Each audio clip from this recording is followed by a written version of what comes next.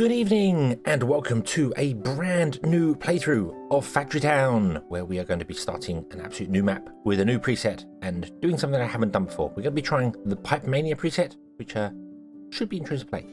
You will notice down here in the bottom corner, I am actually on version 2. This is on the beta branch of Factory Town.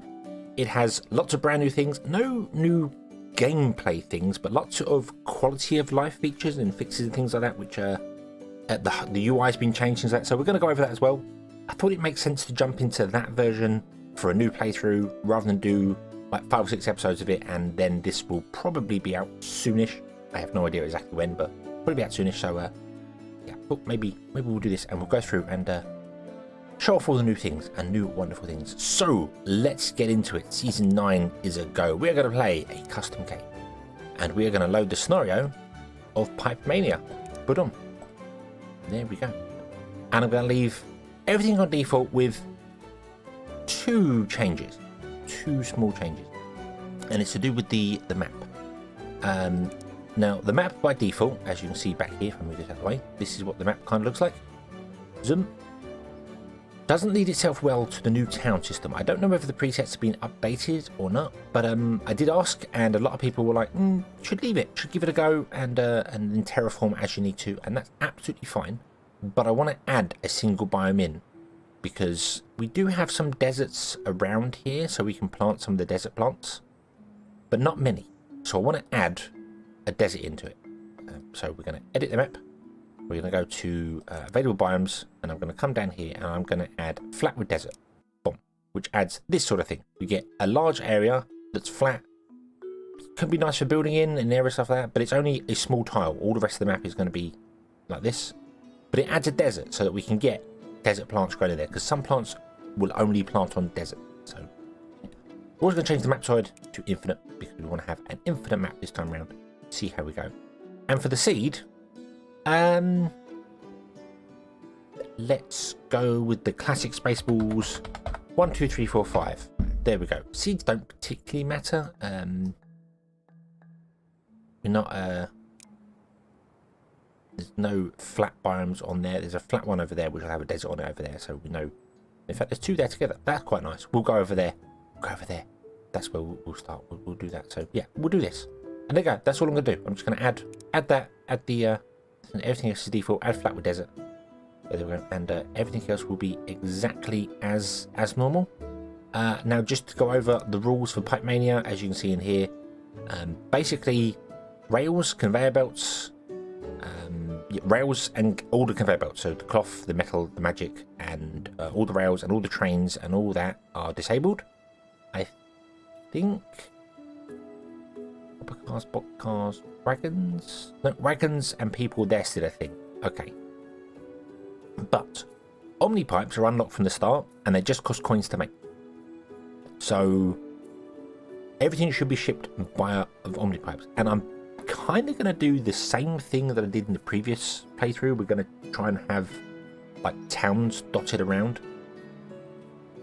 But we're going to have Omnipipes traveling between them. If it's going to work, I don't know. Because there's a lot of Omnipipes doing stuff.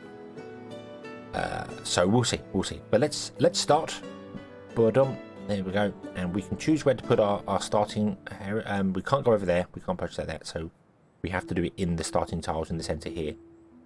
And we obviously need wood, and we need stone. And I do not see a single piece of stone, which is interesting. Oh no, they're still up there. Ah, sorry, blind. I thought they were magic ones. Okay, so the stone up top. Ah, yeah. Ooh, that's going to be interesting.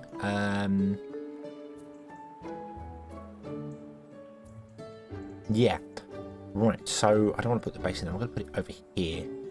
Potatoes and grain. Yeah, we'll put the town centre over here. We'll start over here.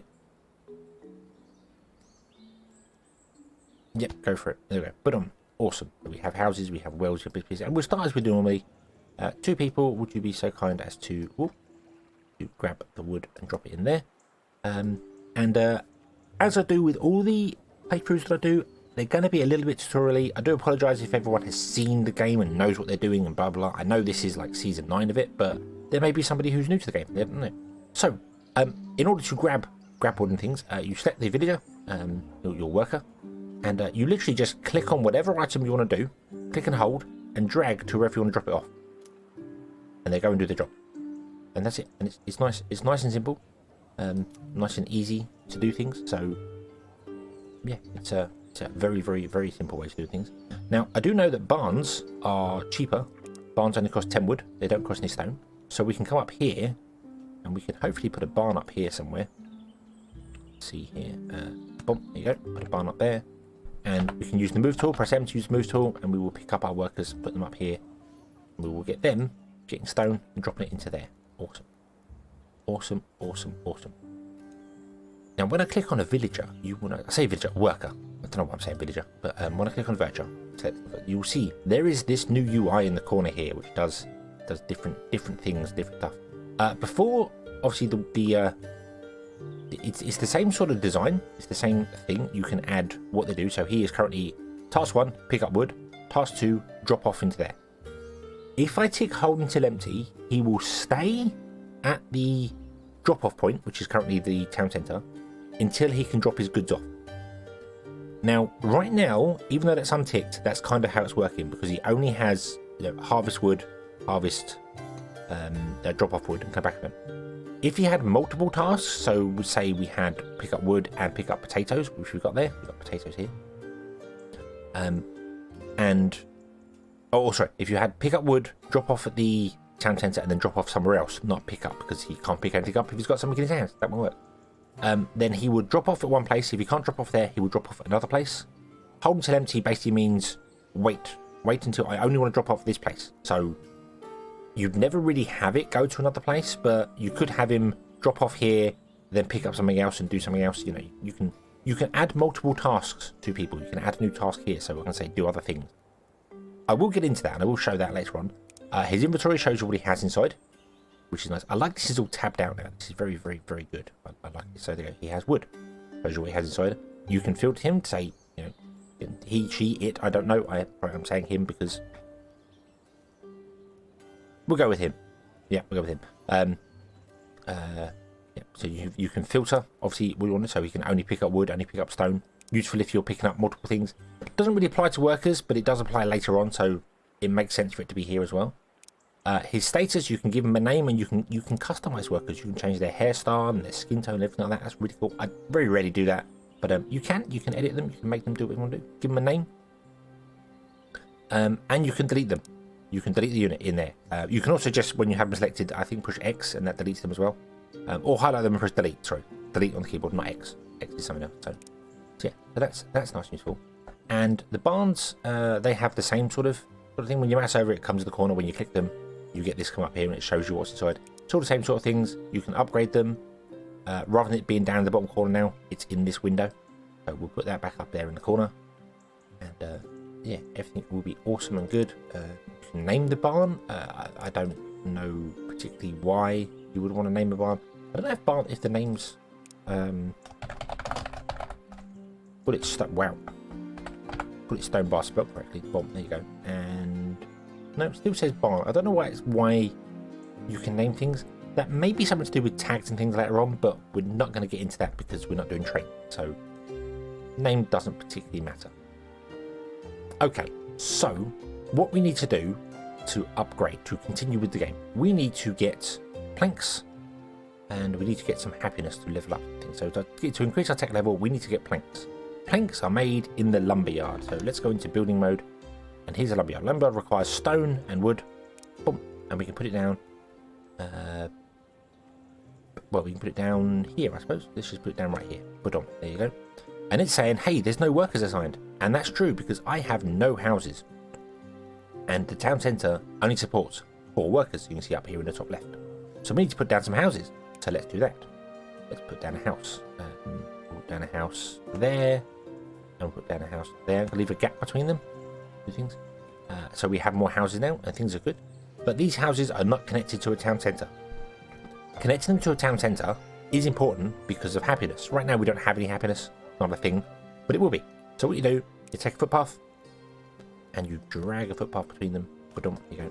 And now, when I mouse over it, you'll see this is highlighted. If we remove this path here, see if I mouse over this one, the town centre doesn't highlight. See the circle, the highlight around it?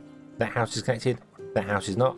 And if we click on this here, it says 1 of 8 houses connected. So we want to put in more paths and connect all the houses up, because then when you sell things, you can share happiness between all your town centres. So connecting them all up is important.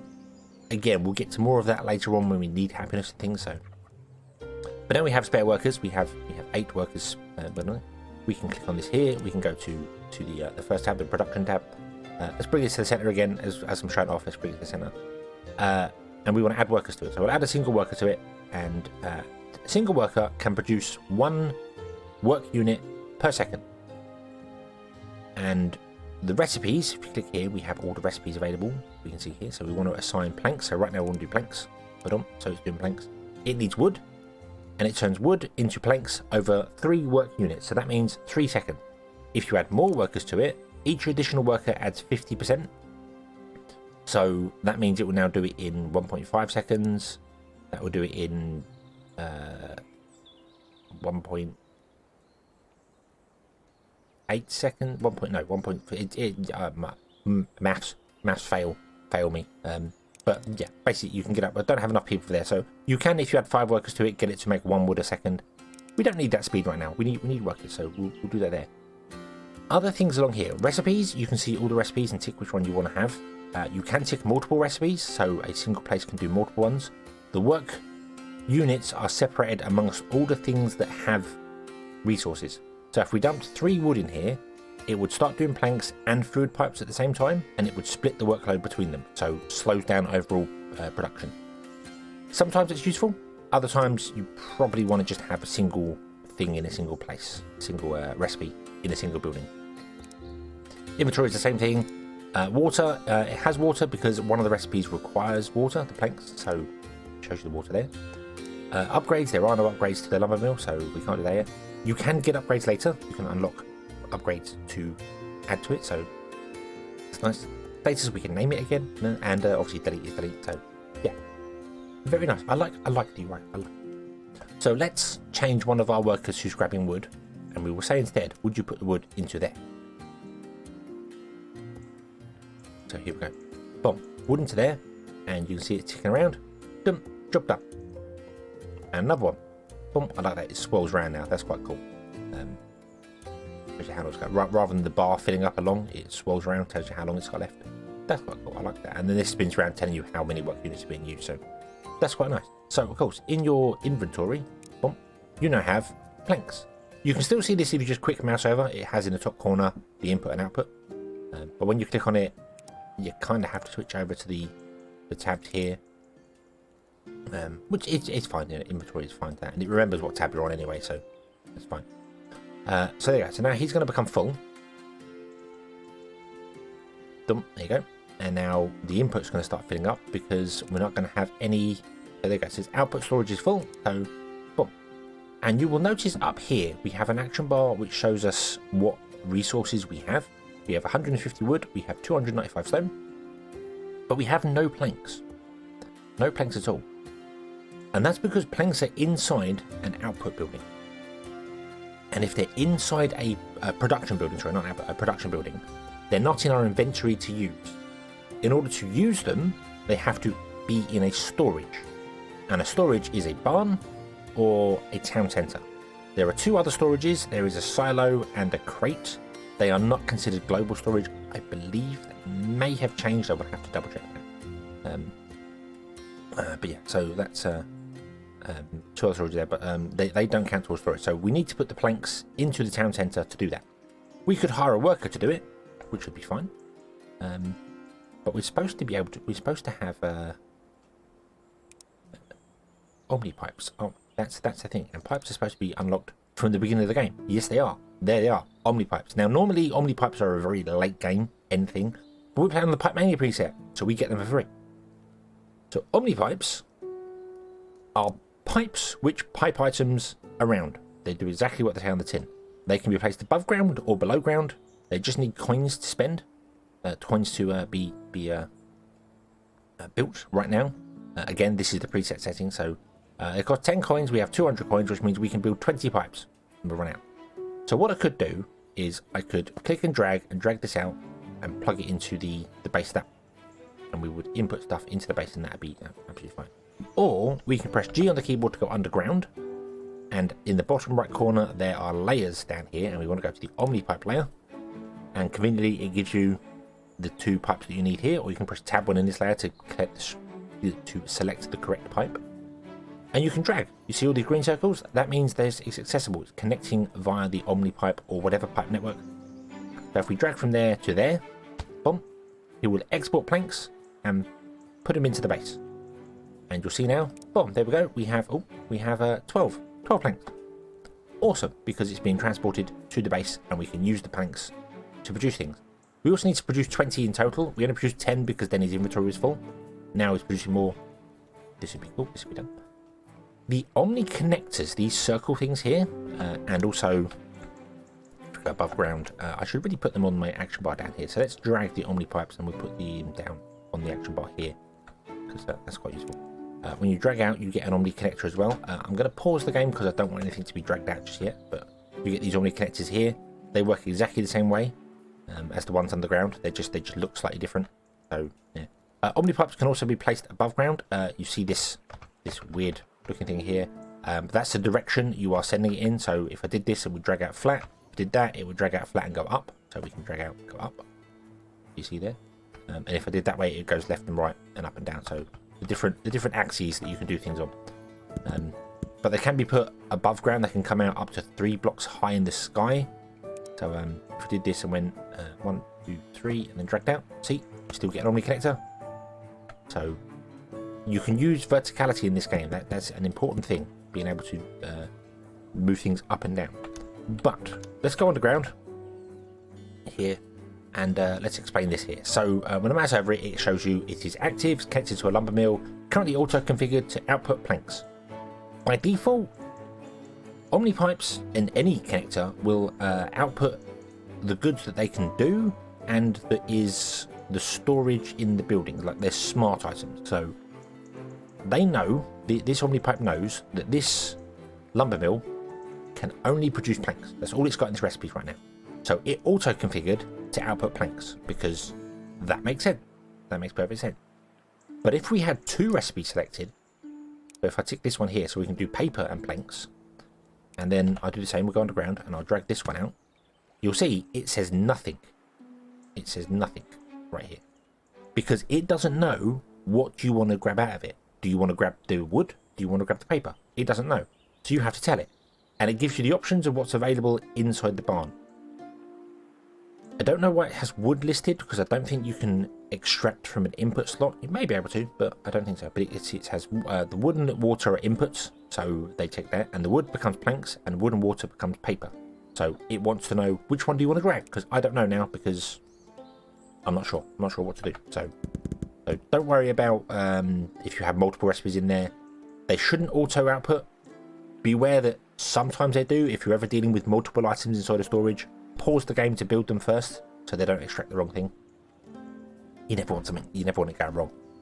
Items in the wrong pipes can cause all sorts of problems. But yeah, so let's have a look here. So we can click this here to get to the Omnipipe layer. We're in that anyway. We're underground already anyway. And it's got some options here. So it is linked to the lumber mill. It is also configured to output planks. So it did that all on its own because we only had planks in the list in there. In here, we have logistic connections inbound and outbound. We haven't unlocked any of these yet, so we can't do a great deal with that. And obviously deletes the same thing. But if we untick auto config in the first tab. There we go. So untick auto config, and then you got to click off and click back on it again. We get this much larger menu here, which changes things that you want to do. So because it's no longer auto configured, we have to manually tell it what to do. 9 times out of 10, auto-config is really good. There are some situations where you want to change things, particularly the overflow. That's an important thing. So access type. Are we outputting, as in we're pulling from the barn? Are we inputting to put into the storage, not barn, storage? Are we putting it into the building, or are we taking it out of the building? Are we doing both? Are we putting it into the building and then taking it out again? Yeah, that can be used sometimes for certain buildings. Again, you can't export from an input on the building. And by that I mean, if I go to the recipes here, if we untick paper again, let's get rid of that. Inventory. We have an input tab, which is the wood, and an output tab. So if we had a Omnipipe connector configured between input and output, it would input wood into there and output planks, but it wouldn't output wood because that is an input. If that makes sense. You can't take out of the input unless you untick the recipe completely, and then whatever's in there will become accessible to you, but we won't get into that right now. So what do we want to do here? So we'll do so we want input, output. Power is if you want to transfer power, and custom, I'm not really sure. I think that's for logic. You know, it will input if this and output if that and whatever. Well, yeah, the auto config is good for this, but I just want to go over it to explain what's going on with this. So anyone playing Pipe Mania who may not have played the game all the way through to unlock Omnipipes can understand what's going on here. So where do we deposit into? Do we deposit into the input, the storage, boosters, and output? Now, input is, like I just showed you, that's wood. So we would input into the wood. That's what we want to do if we had an input. Storage can be, if it's a barn, it would be storage, because barns have storage. You can also put some storage in buildings if they had an old recipe, but I don't think you can access it if they no longer have the recipe. I'm not sure on that one, but I think that's more just for, are we going into the input of a building? Are we going to the storage of a building? Storage of a storage barn, like a barn or a crate, whatever. Boosters are later on. You can get boosters to unlock buildings, so they can use like a fire booster or a water booster. Steam booster is one you get later on to increase production. Or do we want to deposit into the output box, which I don't think you can do anyway, so I'm not quite sure why that's there. But I think this is just reading what's available on it, so that's why it's got it ticked there. I don't think you can actually input into the output. No. Yeah. And withdrawal is the same sort of thing. Do you want to do this here? Again, I think these are just items. It reads what it's connected to and just grabs everything that it can possibly be connected to. You can't withdraw from an input, and I don't believe you can deposit into storage, or the output. So they're just there for because they are technically available on the buildings. That's why they're there.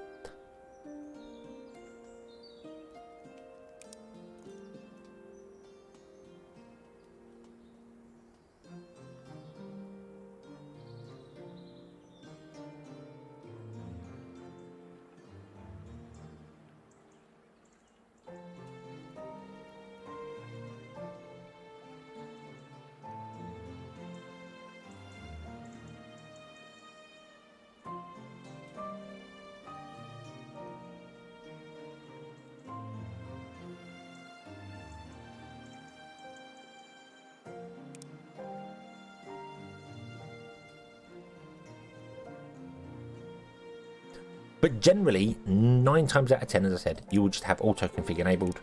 Close that, and it will do it all for you. And all you have to do in auto config is set the filter. So yeah.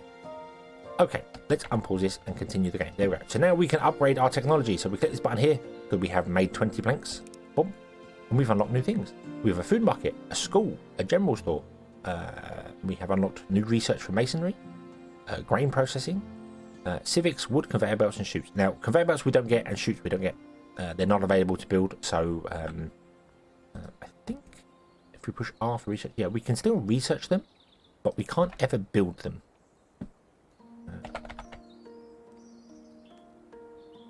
Or we can build. Really?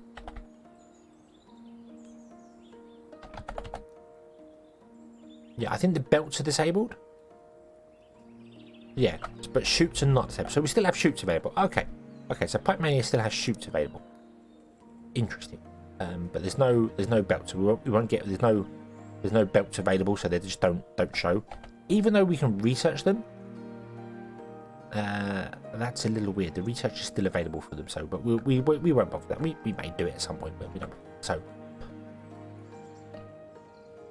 yeah, so that's our first bit of research on this. So for our next tech level, we need to get wood wheels and stone bricks, which will be interesting to do. But we need, in order to get wood wheels or stone bricks, we need a workshop. So we would need to research other things, so and do other bits and pieces. We don't have the workshop unlocked yet. We have buildings. Where's the workshop?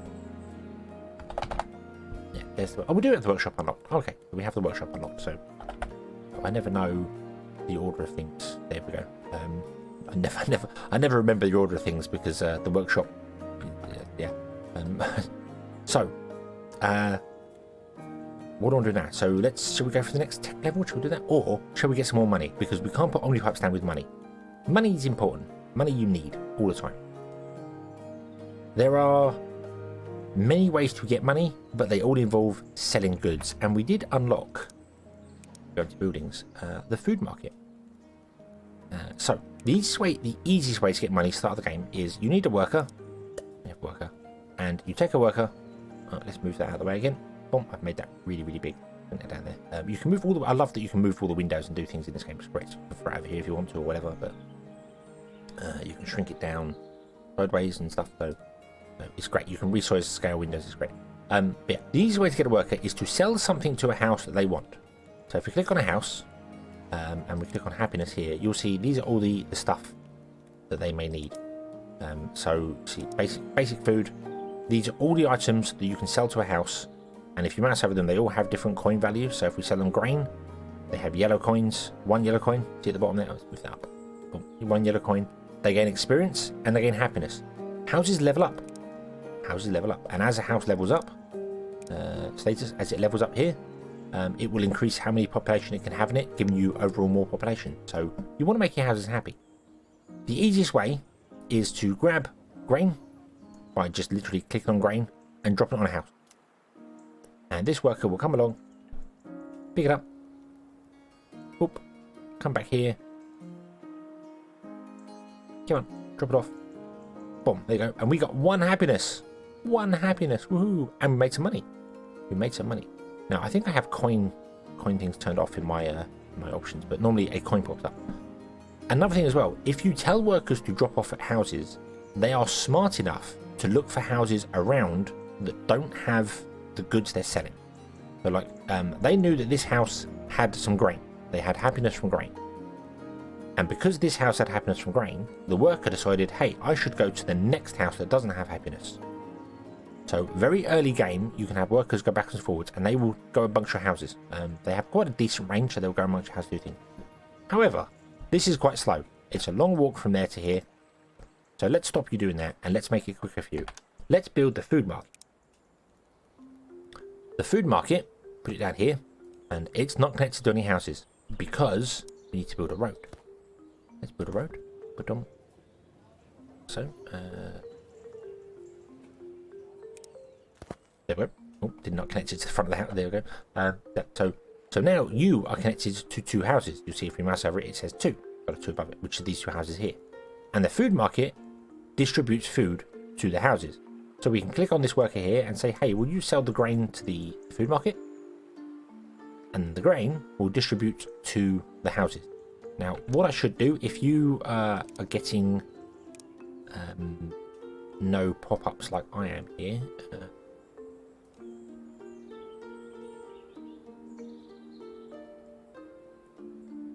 where is it? House alert. This is the one. Boom. Turn house alerts on. Boom. There you go. Right. You should probably see it more like this. Boom. There you go. A coin appears. So you know something's being sold. Boom. Another coin appears. You know stuff's being sold like that. I turn that off because when you end up with like 160 houses, it gets a bit much.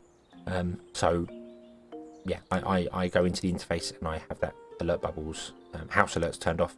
I have alert bubbles turned on because that's for workers telling me like something's they're trapped somewhere or something. So so you are now selling. So instead of this worker having to walk all the way to the house and back again, you are taking to the food market, and the food market is selling to the houses, and the houses are filling up on inventory. The basic food need for grain, as you see here, consumption time is 50 seconds, happiness time is 30 seconds. So every 15 seconds, if they have a grain, they will eat it. But if they don't have a grain, they will remain happy for an additional 30 seconds. So at a minimum, you need to supply 1 grain to them every 45 seconds to keep your happiness bonus up. Obviously, if you want money, you want coins, you need to be selling more often, because that's what coins do. That's what happens. So the more they have, the more they sell, the more they buy, and the more money you get, which is awesome. And that's how the food market works. And all other markets work in the same way. You connect them to a house. You see the town centre has this radius around it, and the food market has a radius around it as well. So the food market can sell to all houses in its radius and in the radius of the town centre it's connected to. So a house out here would still be connected to the food market and get food, but it wouldn't get the happiness bonus from the town centre because it's not in the range. So we will get to that later. That becomes a little bit more complicated as time goes on. But that's going to be it for this episode. Again, I do apologise if people are watching this and know the game and have seen it and like, oh god, not more tutorials and more explaining stuff, but there may be someone who hasn't. And if one person gains some knowledge from this, that makes me happy. So that's how it's going to go. And I will continue explaining stuff as we go on. And always happy to answer questions if people have questions about how the game works and what it does. So leave comments below if you have any questions and I will do my best to answer them. So we will come back next time and continue with the Pipe Mania legacy. So thank you very much for watching. I hope you've enjoyed this one. I hope to see you again in the next one. And until then, as always, have fun.